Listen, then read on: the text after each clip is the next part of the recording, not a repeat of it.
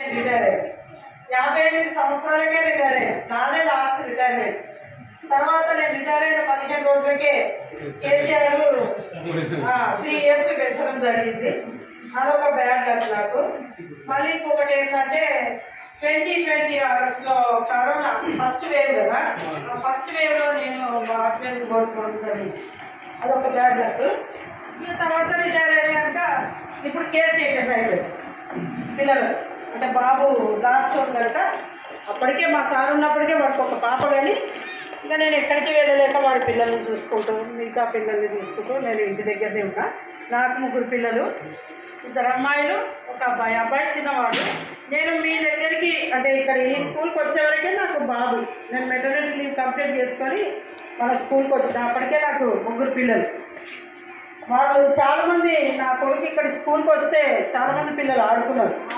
ఈ గదిలో ఉండే రాజు కూడా